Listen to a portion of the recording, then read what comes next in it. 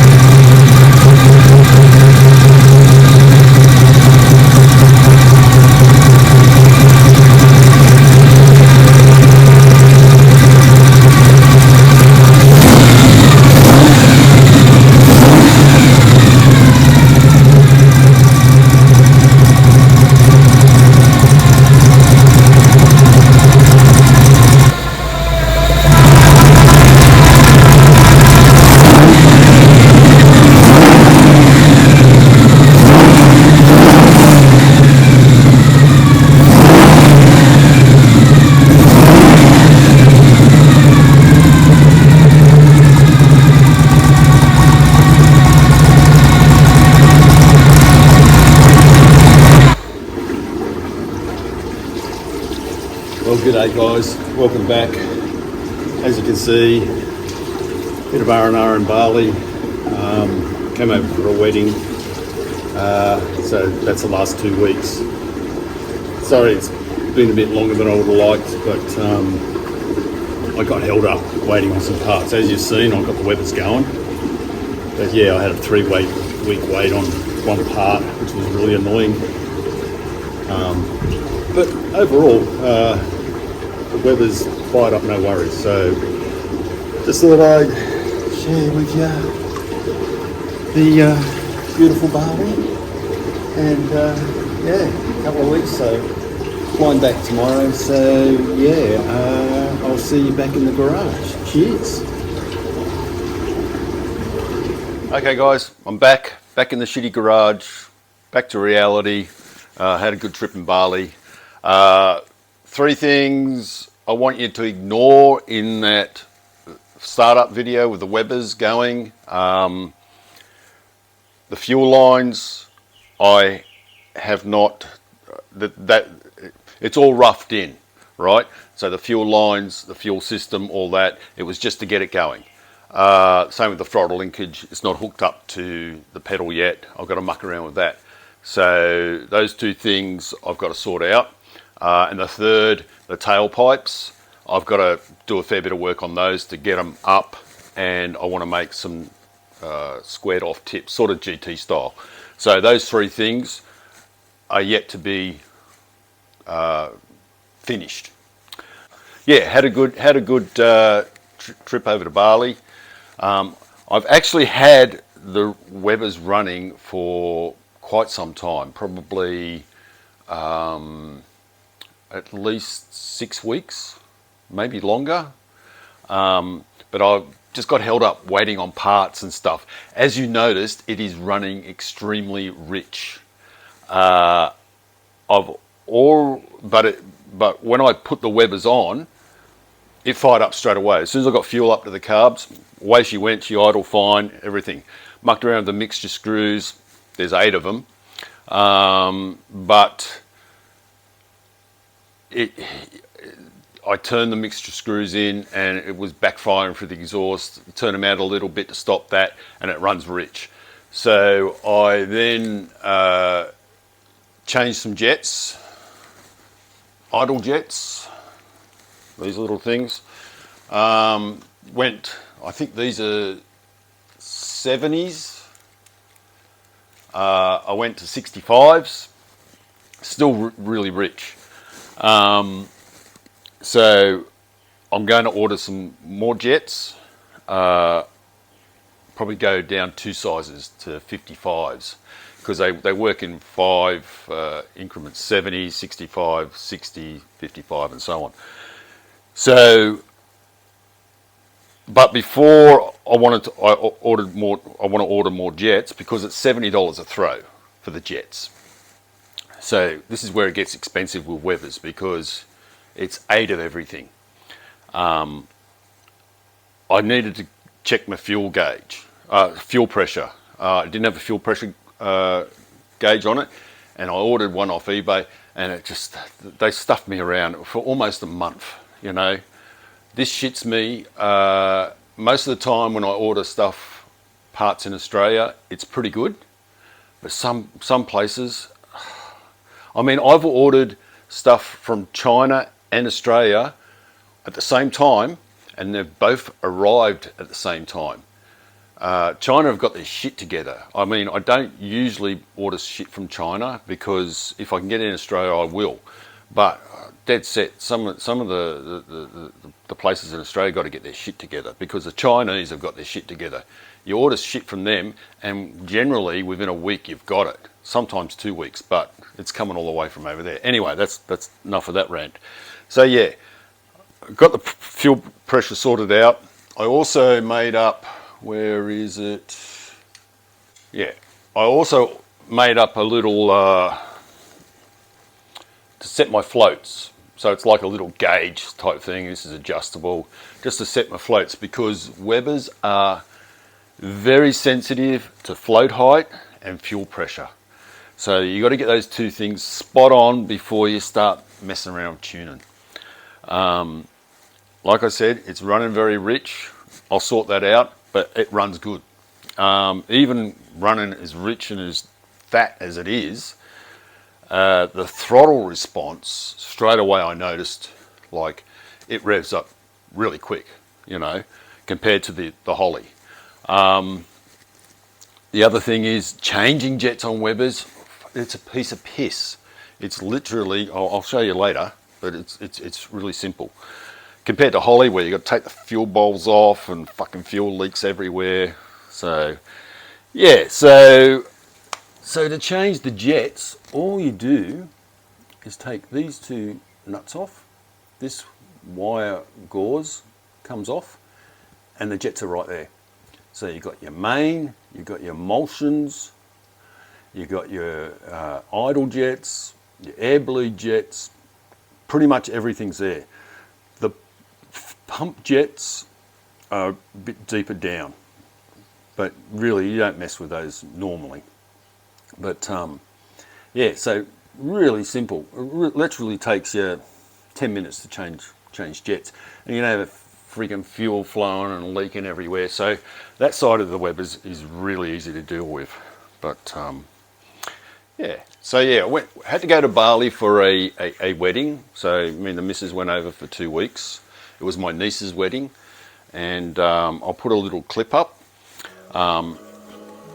It wasn't actually on the island Bali. We went to another island. It's called Nusa Lembongan. It's about a 40-minute boat ride. We've been going there for about 10 years, and it's a little paradise. So I'll show you this clip. And it was beautiful, you know.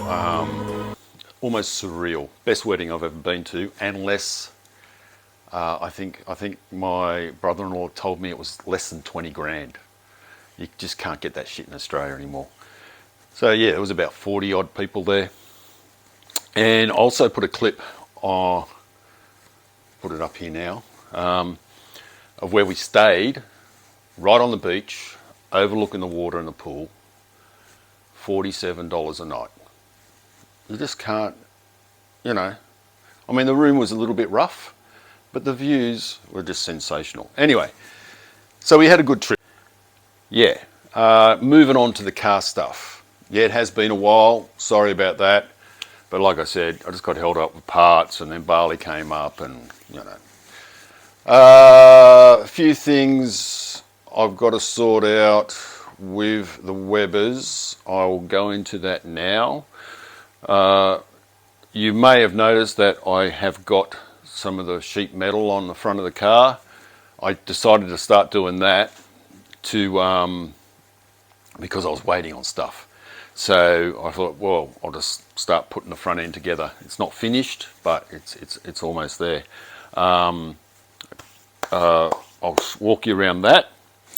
Yeah, so let's do that. And I'll explain what I'm going to do with the Webers. So as you can see, I've got the front end mocked up, and it is only mocked up. It's all got to be painted and everything, adjusted and messed about with. This infill still I just took back the bare metal. This bottom valance was rough as guts. It's not my original. I was given to it for free years ago when I bought some other parts, and it's bent and it's got rust holes and whatnot. But you know, rather than spend $300, I'm going to just patch it up and use that, and a bit of roughness is okay. You may have noticed that years ago when I had this car on the road, I cut a bigger hole in the bumper bar to let more air through. Didn't have overheating problems, but I just thought, yeah, I just didn't mind the look. What else? And the grille is setting probably about an inch, half an inch, something like that. I just like that look, so I stuck with that. The grille had to be modified and everything, so that was already done. So, but yeah, that'll all be painted and set up. The bonnet, I've got the bonnet scoop on. I've cut a rough hole for the Webbers. I've still got to put the scoops in, but yeah, I just wanted to see how that looked. The trumpets, I'll probably look at either making some new trumpets or buying a set of trumpets to sort of bring them up about yay height, so it's just roughly about there. I'm not going to run air filters, I don't really care about the longevity. It's not like it's going to be driven down dirt roads or anything. So I got the hang on, I'm just going to have to put a prop up. Got my stick.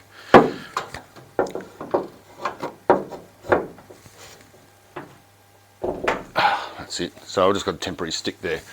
Got my hinges that I made. If you remember, you know, previous episode a few years ago now. Jesus, time flies. I made up my own bonnet hinges. They work really well. So, but I'm going to use a carbon fibre rod, prop rod, because the bonnet is fiberglass. So I still have to paint all that, sand it and paint it and everything. The other thing, yes, the Webbers. So I made up some phenolic spacers because I wasn't going to pay $40 each for them. So I just bought, I'll show you, I just bought a big block, again from China, and just cut my own out. Now, the problem I have, and I think I might have mentioned this in another video, is the layout of the Webbers. So you can see this messed up fuel system, because this bank of Webbers on the other manifold that had this fuel setup, remember the other manifold was for a Boss 302, they were flipped around. So the fuel bowl entry were on this side. Now, it's hard to explain. So the fuel line just ran through these ones, did a loop around and then ran back to this ones, which I sort of liked because it frees up a bit of access in here for your throttle linkage and everything. Now I had to do a fair bit of mucking around with the throttle linkage, and I'll show you that because, oh, sorry, it's just got a rod and it goes to the other side. But I had to mess around. I'll just show you the other side.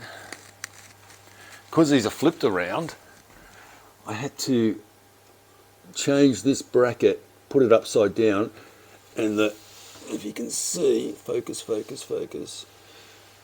the throttle linkage goes to the bottom. Now the problem with that, which I didn't think of at first, is it is out of sync. So when I watch, if I can just find it, when I watch, you can't really see, but that side and this side, when they open at different rates. This one goes fast first, That one's a bit slower. When it gets to half throttle, this one speeds up and that one slows down. So they're sort of out of sync. They both go full throttle together and they return to close together, but in between they open at different rates. So what I'm thinking about doing for that is flipping these over around.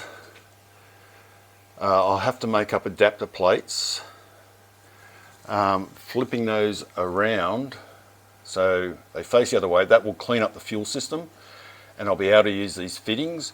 I really wanted to use these fittings, they're Earls, and you know, even for the cheap nasty Chinese ones, you're looking, there's probably 500 bucks worth of fittings there. So I'm thinking of my next thing is to flip these around. That'll fix up the throttle linkage. It'll also fix up the fuel line, make it a lot neater. I can get rid of all this bullshit. Yeah, and I'll show you what I mean about how the butterflies open. So on this manifold, if you can see that the carburetors sit the same on each side. So the outer studs are there, the inner studs are there, the inner studs are here and the outer studs are there. So, but on that manifold, these are the opposite. Okay, now on this manifold, the throttle blades opened together like that. Oh, sorry. So the throttle blades opened like that. Okay, and so it simplified the linkage. So you just needed a linkage from this one to this one, and they would open together. That one, with the carburetors flipped around on one side, it brings the throttle blades like this. Okay, so instead of that way, they open this way. So that's why I made adjusted the linkage. So from the top, instead of from top to the top, it ran from the top to the bottom. And this messed up the rate of how it opened. It was like this one would open faster and this one would catch up, and then this one would open faster and this one would catch up. It's weird, but yeah, so it was a bit out of sync. And that's how it's running now. And it still runs fine, but I'm imagining once you start driving it, you're going to notice a bit difference. So the way to get around that was you put a bell crank in here and have two rods and a bell crank with your throttle cable, and that synchronizes this type of opening. I don't want to do that. Plus bell cranks, they're pretty expensive. By the time you mess around setting it up, you're not going to get much change out of 300 bucks. So I have some of this left over. So I've already made up spaces, like to raise the carburetors a little bit. That was one thing I wanted to do, but also to, get the heat, get away from the heat. So I think I've come up with an idea where I can make an adapter. I'll just have to see how it goes, but that's the plan for that. And that will simplify everything. If it doesn't work, then I'll just have to put a bell crank in and get new fittings for the fuel line and everything and mess about with that. So I've got the stuff, I've got the phenolic stuff, so I may as well use it, and it's probably a few hours work to make them up. So that's the plan for now. Did you get all that? Are you confused? It confuses the fuck out of me, I can tell you. So getting back to the front end, while I've got you here, like I said, it's a mock-up. I want to, remembering that the back bumper bar, I cut and shut that and tucked the ends in and messed about with it so it was nice and, had a nice smooth transition. These tend to stick out a bit and, they're just a bit messy from factory. And this bumper bar's had a hit at some stage, so, and I've already cut it up, so it's no great loss. So what I plan to do is, as you can see with this, I don't know what they call it, it's upper valance, I suppose, for your front grille area.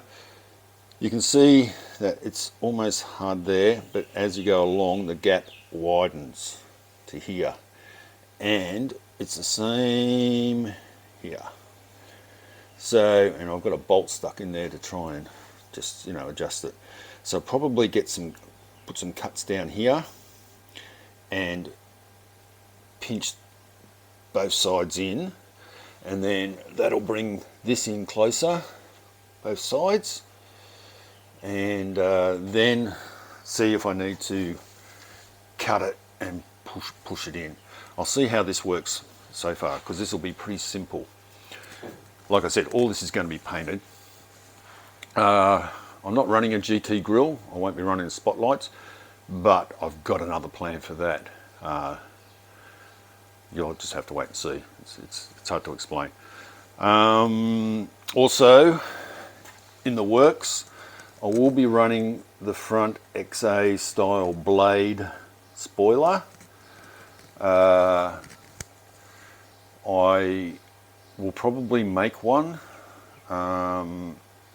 I think they're a couple of $100 to buy brand new, but I just don't want to chop up a good one, because I want to extend the blade where it comes down.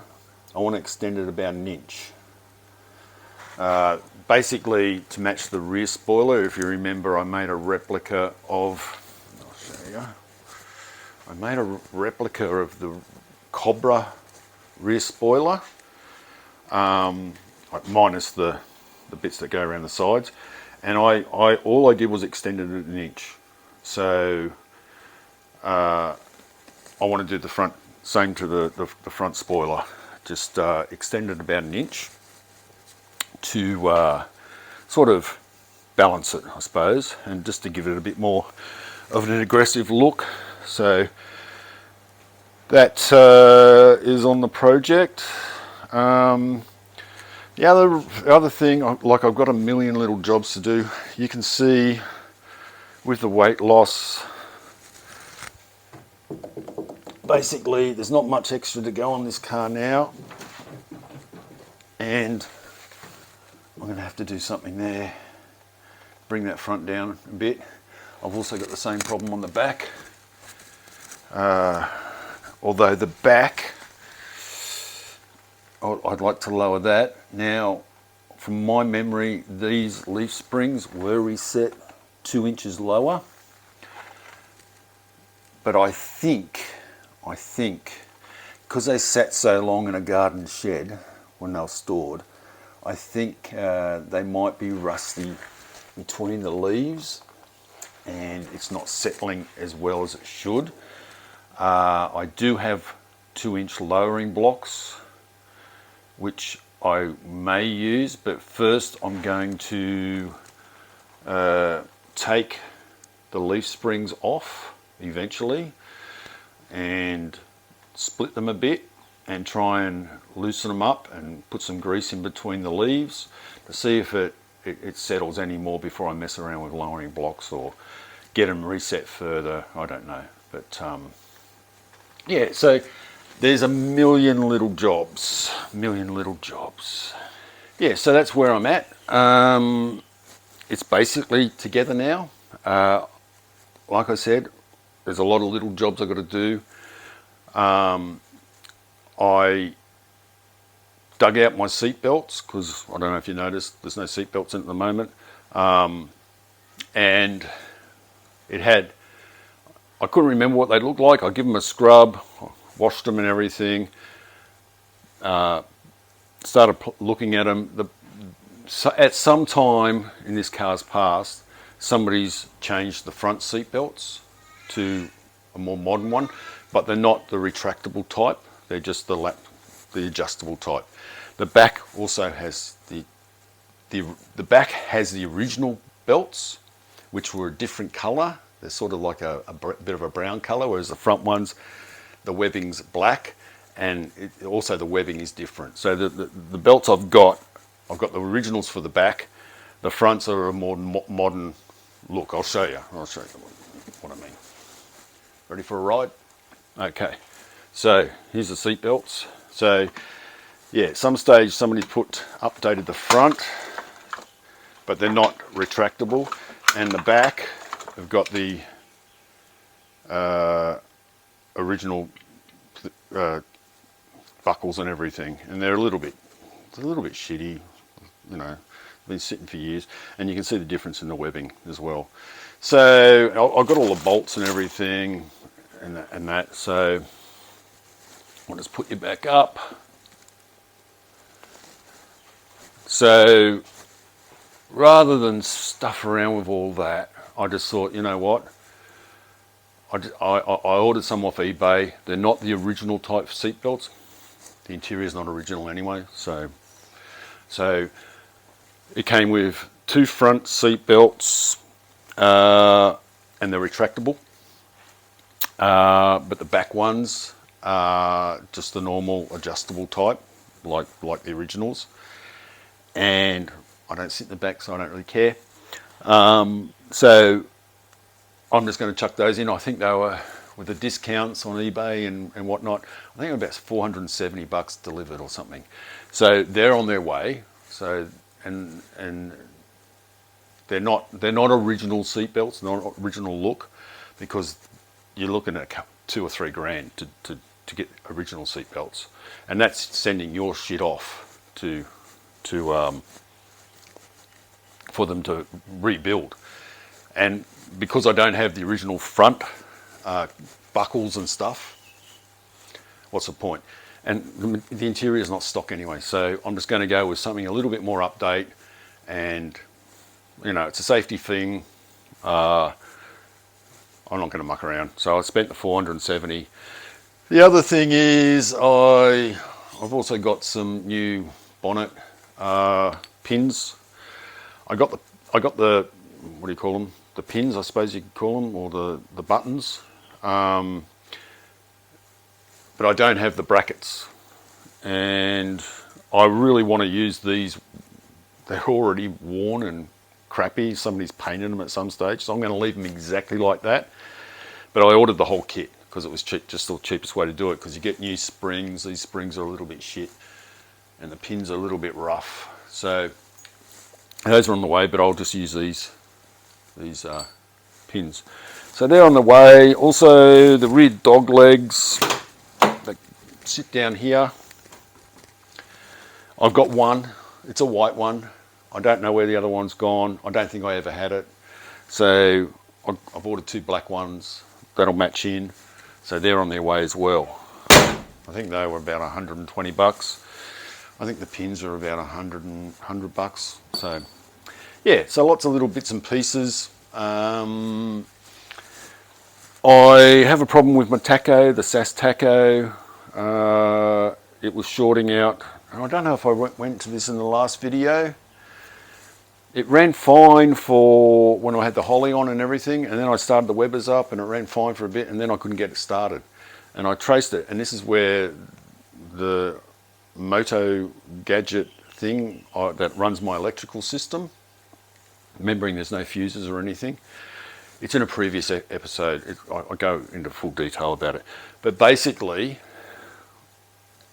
it Bluetooths to your phone, and what it was the ignition was overloading. And it turns out it was the tacho wire, and it was telling me. It was for fault finding, it was great. So I just unplugged the tacho wire off the coil, and then she would run.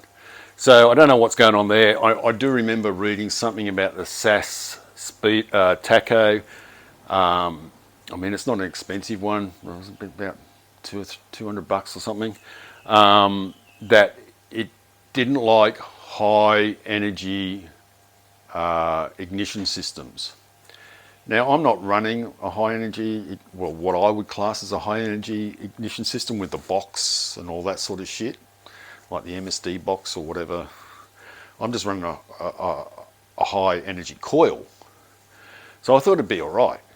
But they did say in there that high energy system, so I don't know if that's freaked it out or what. I just hope it hasn't fucked the tacho. So I've got to sort that out, because I modified that tacho quite a bit. And if I've got to, if it's burnt out, I'm not going to be happy. I mean, why wouldn't they build it to at least take an aftermarket coil? Because I've only just got a coil, extra heavy duty coil on it. So yeah, it's got me. Hopefully that's not the case. I haven't wrecked the tacho. The other thing is my oil pressure gauge is now not working. I have got an adapter on where I've still got the oil pressure light, because when you're driving along, you're not looking at the gauge all the time. So I wanted that oil pressure light. So I've got both. So, and I think I've read this somewhere, the rare spares ones have a habit of not working. So I've got to suss that out as well. It could be the gauge, but I'm sort of banking on and it's easy enough to test, because I just take the wire off and earth it out, and the gauge, if the gauge doesn't move, then it's something to do with the gauge. If the gauge goes up, then it's the sender unit. So, and I think that was $100. So I'll be pissed if that's wrecked. So yeah, a million little jobs, which I'm gonna just slowly get through. Rego is probably not realistically, by the time I get through Christmas, which I usually take a bit of a break on the car, and then I'm going on holidays a few times, probably not looking at Rego till about April, May. I'll just see how I go. I mean, the other thing I meant to say too, right back with you saw how rich it was running. The fuel has gone off too. It is stale as fuck. It stinks. My clothes stink. It stunk the garage out. But then I thought, well, it's a year old, because it was this time last year where I think I filled it up and started working on it. So to get it running, I mean, time flies. But yeah, and the fuel's gone stale. And towards the end of that video, right at the start, it was starting to run out of fuel. I noticed the fuel pressure gauge going down and dropping off, and it makes sense because I didn't put much fuel in it. So that's probably why it was a little bit fluffy towards the end. The fuel gauge was the fuel. It was running out of fuel in the tank. So, but yeah, really happy with the Webbers. I'll get them sorted. Bit pricey for jets and everything. Like I said, just the idle jets, you know, $70 a throw each time you change them. So that's going to be, you know, I'm probably looking at spending probably about $300 or $400 on jets by the time I get it sorted. Not just the idle, but also the mains and everything. So yeah, that's about it, guys. Thanks for watching. Thanks for tuning in. Bit of a long one. Realistically, I don't think I'm going to have another video out before Christmas, because there's a fair bit I want to get done, and Christmas is fast approaching, so probably be early in the new year. Yeah, have a good Christmas, have a good New Year's. Wish you all the best. Thanks for following. Thanks for all the comments. I really appreciate them. I try and answer everybody, and all the likes and that. Almost 1,000 subscribers now, which blows me away. I know I'm only small time, but you know, I'm just doing this as a bit of an update. It's not a going concern. I'm not a YouTuber, really. I mean, I waffle on way too much. Look how long this video is. Anyway, I'll get back into it, and bit by bit we'll get it sorted. But with the Webbers, I'm really happy with how they're running and everything. So that's a real bonus. That was a very big unknown how it would react. But even running as rough and as rich as it is, it's running. So thanks a lot, guys. See you later. Have a good Christmas. Bye.